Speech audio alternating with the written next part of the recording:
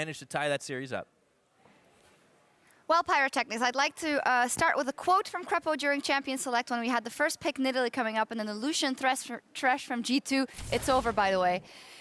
They're gonna pick Ezreal and it's FF20. Yeah, no, if they pick three losing matchups, I just saw this like Nidalee first pick, Fnatic gets really happy and then they draw off their signature 3 losing matchups and they lose the L control. But they didn't, because they had a crucial matchup. But we'll get to that. First pick and bans. Yes.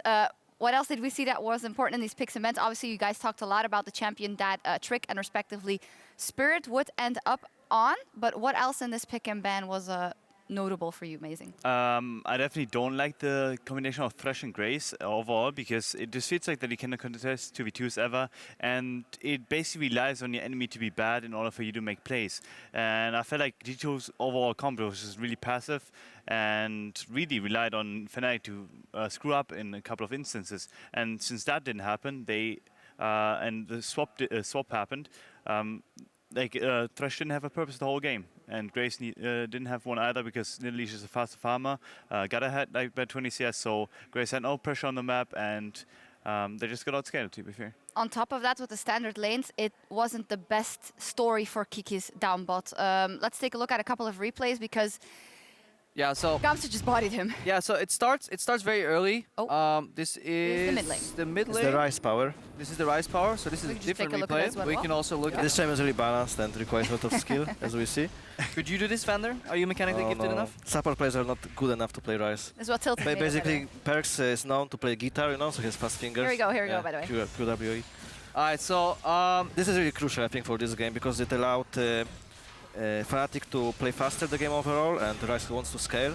Yeah. And I'm really disappointed here in Kikis. I said that I actually disagree with people who say he's bad, but he proved me wrong. No, it all started earlier, and we got a lot of replays here, so we'll get to the narrative later. This is a dive that happens a little later, where Trick and Kikis end up dying. But it all plays together in one big role. It started very early, where Gamsu won a trade against Kikis, and he forced him to flash early. Gamsu got a CS advantage. Then this trade happened where we saw Kikis die, refused to use his flash again until he was already dead. Bigger advantage. So Gamsu was snowballing ahead. Then randomly, we saw Kikis head to the top lane, but we don't really know why. We don't know why, and I didn't really... We couldn't see, but we assumed that it was for Kikis to dodge that Echo matchup, but he ended up getting dove there again because not only did they swap top, they gave an Ezreal when he has a tier versus a BF Warhammer matchup into the Lucian. Also, like, that swap was so bad for G2 overall, and I think it was prompted from Kikis losing that matchup against the Echo, where I think G2 need to really reconsider their pick and ban. We're going to have 4 games on the same sides now, and that Echo matchup needs to be fixed, taken off the table, or picked by Kikis himself. Yeah, let's take a look at a final replay, which sealed the deal in the favor of Fnatic while they had everything set up already. Yeah. We're trying to go for it? Yeah, this is where it's actually going a lot better here for Fnatic, especially with Clyde coming in with a good combo. Yes, I think Perks a bit overstepped there. He didn't get the dive he wanted, and then Clyde timed it really well, because as soon as the Lantern connected to Thresh, he used his Pulverize, and then he got the 2 people guaranteed, and it basically won the teamfight here for Fnatic. So I think last game, we could see Clyde's Alistar not that good in teamfights, got caught a bit before, so that he didn't have his flash ult in crucial moments, but here he made the difference. We also had something to say about hybrid Thresh play at times. It wasn't as convincing as he would be on the rest. I think Thresh is just really, when you're not ahead, like this pick wants to win lane and then get ahead from it. So you bring your jungle there, you control the side, you are laning on a 2v2, and then you can transition to mid, get some towers. But from this lane swap, he got put to Echo lane, which can just wave clear, and it basically Alistar outscales Thresh hard. 2 questions for the picks and bans quickly for going into the next game with what we know, and we know that Fnatic is now on the blue side for the remainder of the games. Was the Rise shown too quickly maybe because they kind of let that cat out of the bag already? And is not the top lane the thing we should be looking at if, you know, obviously if Echo gets put in that matchup or on other champions? I don't think that the top lane matchup per se is going to be that much of an issue. I think it was just a random screw up by Kikis, to be fair. I think that shouldn't happen next game, and he'll probably improve on that. But I do not think that this was the place to actually like have the Ryze come out. I think there was no reason for G2 to pick it, and it's not because it's a surprise pick, it's simply because there's no pressure on the map with the comp that they had, and against that, especially 1-3-1 later on in the game, there's nothing that is going to happen, especially if the Z gets a bit rolling and can then rotate to mid lane for dives and everything. I agree with Amazing that I don't think top lane is crucial here. I think G2 has to ban Nidalee to not allow Spirit have control over Trick. I think it's really important. And then Z. Normally people are not picking Z blind on the blue side, but when Lissandra is banned and you have a really good Z player, I think you can pick Z and open the 1-3-1, which is perfect with Alistar and Ezreal mid lane. Because Ezreal is actually AD carry who can control the mid lane really well. I would disagree actually with the pressure point. I think with Lucian Thresh in a 2v2 matchup against an Ezreal, you have plenty of pressure. The Z did fine in mid. This with Amazing's point. Overall, but it's just, the echo needs to be fixed. But I don't see the point in banning Kindred if you're going to leave Nidalee open. I think you kind of shoot yourself in the foot then. At least give them one, take the other.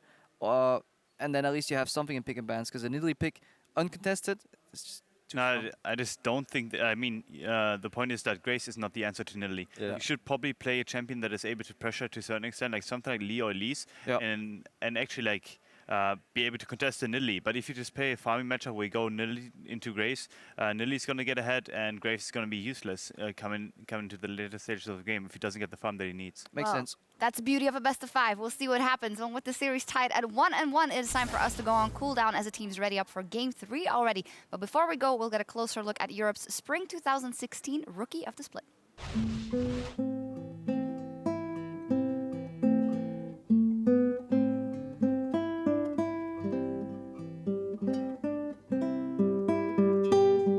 I'm really happy that I actually finished my musical school, because knowing how to play an instrument is something really relaxing. I guess it just like moves your mind from one focus on something else.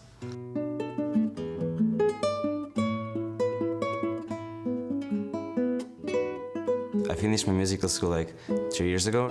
It was like really hard for me to keep up the practice with school and sports I was doing and overall playing games, which I liked.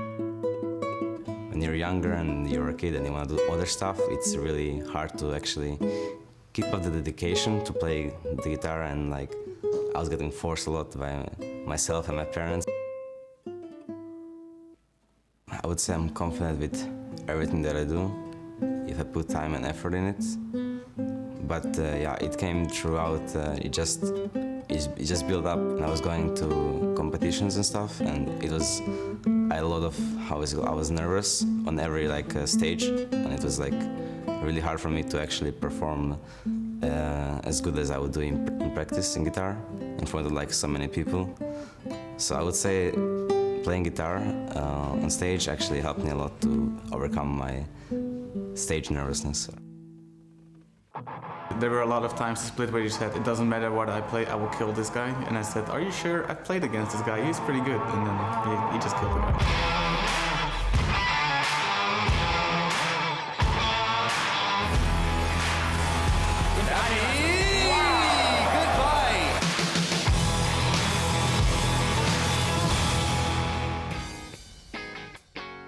I just, in my life, I played a lot of solo queue. I spent a lot of time on solo queue. It's not only playing solo queue, it's just seeing other people play and then imitating their play and making it better on your own is also very important, because you save a lot of time by not learning everything yourself and just copying someone else and then actually doing it as good or if not better. That's how I improve myself a lot. I watched some Korean replays or point of view of LPL, like Good Millionaires, like Rookie, Pro, and stuff like that. But from Europe, I would say I actually copied a lot of my plays from Forbidden. And from NA, I guess Bjergsen is the one I looked up to. I think esports is actually rising a lot, and for me, this was the best thing that happened. Welcome to the League of Legends Championship Series, Gamers 2! We will see you in 2016! It's really cool to qualify for LCS with like a challenger team, and then do so good with the challenger team in the LCS.